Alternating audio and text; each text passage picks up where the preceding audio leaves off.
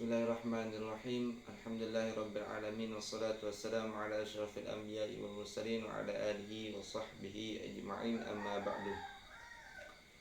Perkenalkan, saya Dimas Mirpaniza, mahasiswa Universitas Islam Negeri Mataram, Prodi Ilmu Al-Quran dan Tafsir, Fakultas Usuluddin dan Studi Agama, semester 5D.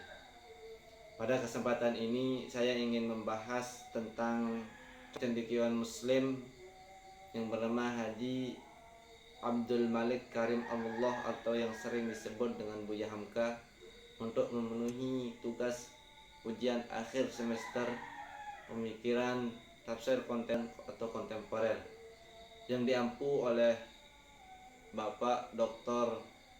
Abdul Rashid Ridho MA. Pada kesempatan ini saya ingin menjelaskan 3 poin penting mengenai tokoh seorang cendekiawan Muslim yang bernama Haji Abdul Malik Karim Allah, yang biasa disebut dengan Buya Hamka. Yang pertama, biografi. Bagaimana sih biografi Buya Hamka, kemudian bagaimana cara Buya Hamka menafsirkan Al-Quran dalam tafsir Al-Azhar.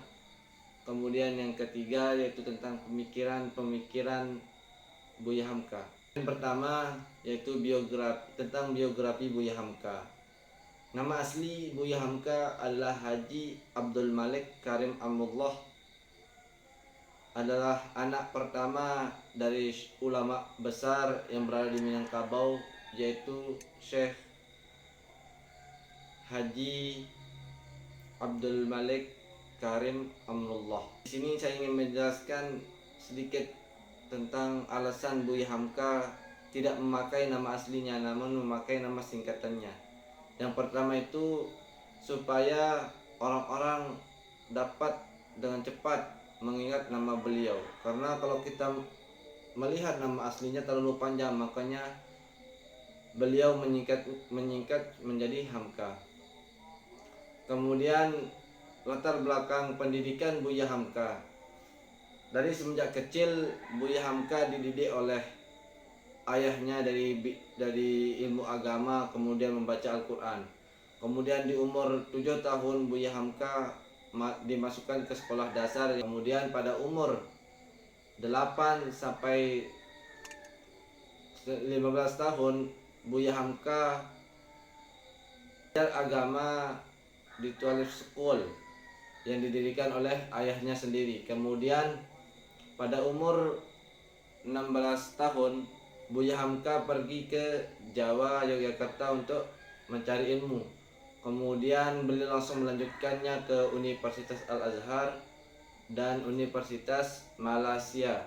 Di sana beliau mendapatkan gelar kehormatan yaitu doktor. Perlu kita mengetahui bahwa Buya Hamka ini termasuk cendekiawan Muslim yang berasal dari Indonesia. Beliau dikenal dengan ketokohannya, keluasan ilmu pengetahuannya, peduliannya terhadap umat Islam, sehingga beliau dikenal bukan hanya di negara Indonesia saja, melainkan beliau terkenal sampai ke Timur Tengah. Sampai-sampai Perdana Menteri Malaysia mengatakan bahwa Hamka bukan hanya milik Indonesia, melainkan kebanggaan bagi negara-negara yang berada di Asia Tenggara.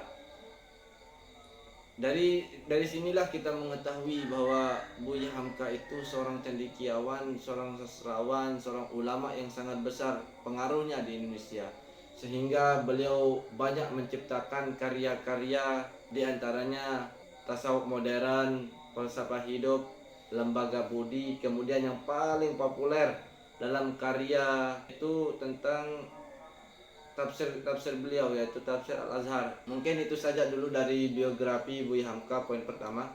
Poin kedua yaitu tentang penafsiran Buya Hamka dalam karyanya yaitu tafsir Al-Azhar.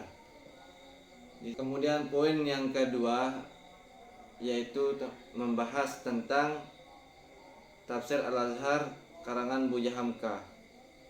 Kalau kita melihat dari semua isi kitab Tafsir Al-Azhar, Buya Hamka menggunakan metode tahlili, kemudian sumbernya bil maksur, coraknya al-adabil ijtimai. Menafsirkan Al-Quran itu dengan keadaan sosial. Seperti contoh Bismillahirrahmanirrahim. Wa in kuntum ala safarin wa lam tajidu katiban farihanun maqbudah. Fa in amina ba'dukum ba'dan falyu'addi alladhi tumina amanatahu wal yattaqillaha rabbah wa la taqtumu asy-syahadah wa man yaktumha fa innahu asimun qalbuh wallahu bima ta'maluna alim. Itu Buya Hamka mencoba menafsirkan ayat-ayat Al-Quran dengan keadaan sosial yang berada.